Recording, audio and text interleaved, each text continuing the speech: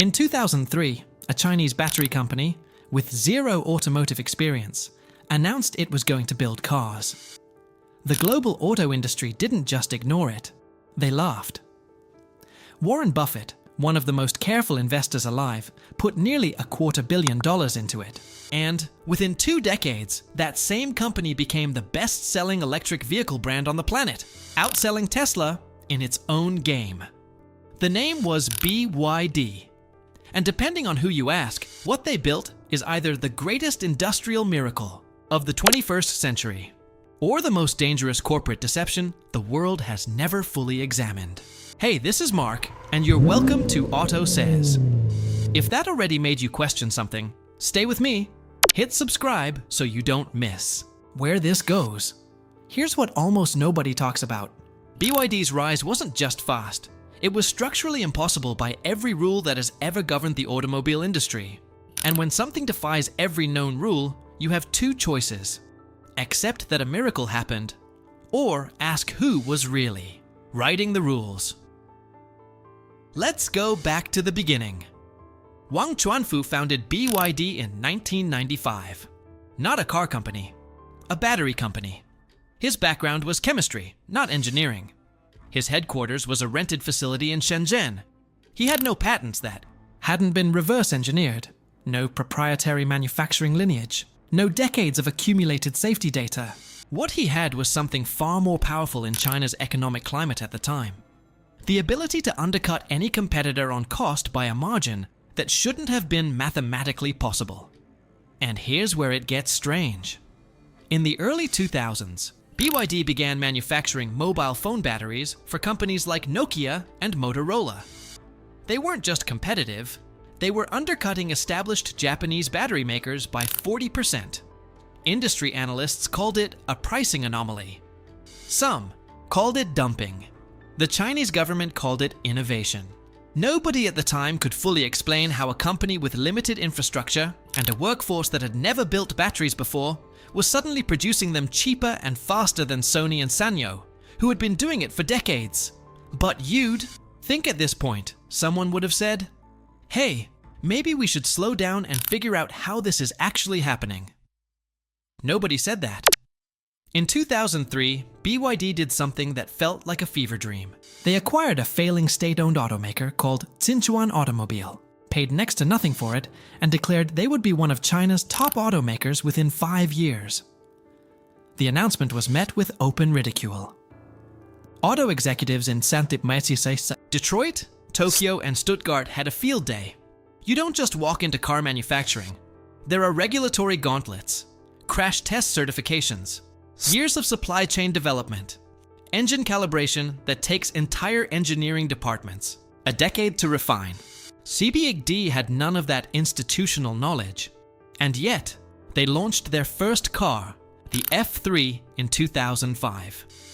It bore a suspicious resemblance to the Toyota Corolla, not in spirit, in dimension, in detail, right down to the interior dashboard layout. Toyota's legal team noticed. The auto world noticed. But in China's regulatory environment of the mid-2000s, intellectual property enforcement was, let's say, interpretive. BYD kept building. Now here's the financial dimension that barely gets discussed. While Western automakers were burning through R&D budgets building one platform over 7 years, BYD was cycling through entire new model generations in under 2. How? Because they weren't starting from scratch. They were compressing, taking proven architectures, adapting them, and manufacturing at a scale that made the unit economics look like something from a different planet. By 2008, they were producing 200,000 vehicles a year. By 2010, they were at over $500,000. That same year, Berkshire Hathaway, through its subsidiary Mid-American Energy, held roughly 10% of BYD. Buffett's right hand, Charlie Munger, had championed the investment. Wang Chuanfu, he said publicly, was a combination of Thomas Edison and Jack Welch. Able to solve any problem, he declared. The endorsement was global front-page news, and it accomplished something more valuable than any marketing campaign BYD could have bought. It gave the company a credibility shield that Western institutional skepticism could no longer penetrate. But here's the thread I want you to hold on to, because we're coming back to it. BYD's battery technology, which was supposed to be their crown jewel, the thing that justified the entire enterprise, had a history of fires.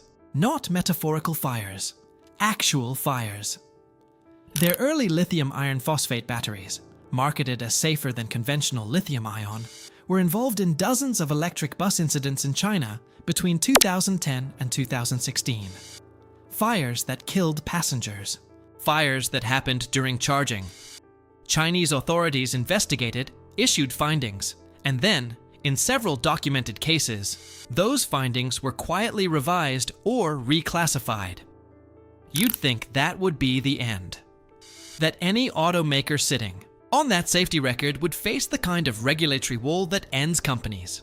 Instead, BYD received expanded government contracts, subsidies at a scale that had no Western equivalent. Between 2008 and 2022, independent analyses estimated that BYD received the equivalent of between $3 and $6 billion in Chinese government support through direct subsidies, tax incentives, preferential land grants, and state-backed financing. The exact number is almost impossible to verify because Chinese corporate disclosure requirements are not what they are in New York or Frankfurt. Now, is government support for a national automotive champion unusual? No. France propped up Renault. Germany underwritten Volkswagen's expansion for decades. The United States poured billions into GM during the 2008 crisis. This is not unique to China. But what is different, what makes BYD's story structurally distinct, is the combination of factors operating simultaneously. Suppressed safety data, intellectual property questions that were never fully litigated, state subsidies that distorted, global pricing, and an international credibility boost that came not from independent auditing, but from a single famous investor's public enthusiasm. By 2022, BYD had stopped selling internal combustion vehicles entirely, not as a marketing gesture, as a permanent business decision. They became the first major automaker in history to make that call, and the market rewarded them with a valuation that briefly touched $100 billion. Their sales surpassed Tesla in global EV volume. European automakers who had spent 15 years building electrification roadmaps suddenly found themselves looking at a competitor offering comparable range at prices they couldn't match with their cost structures. And that's where the word scam starts to mean something more complicated than a con. Because here's what's actually true. BYD makes real cars, millions of them.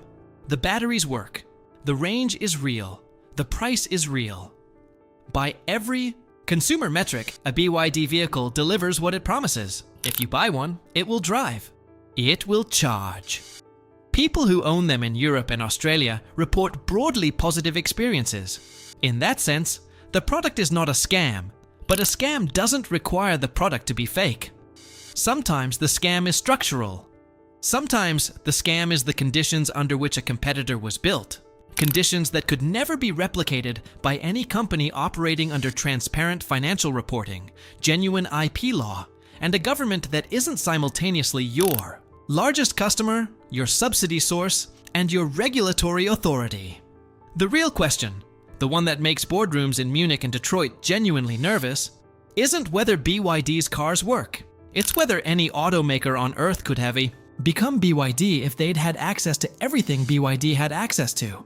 And the answer, almost certainly, is yes. Probably faster, which means the competition isn't just unfair in the way business sometimes is.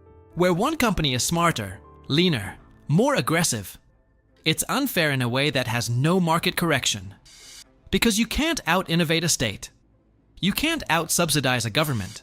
And you can't compete on price with a company whose losses, for a decade, were quietly absorbed by the second largest economy on Earth. Here's where we are now. BYD is expanding aggressively into Europe, Southeast Asia, Latin America, and Australia.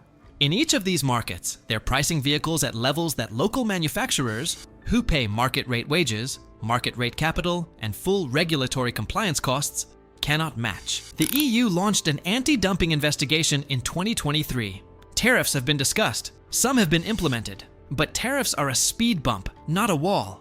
And BYD is building assembly plants inside Europe now, removing even that protection over time. The legacy automakers know this. Toyota knows this.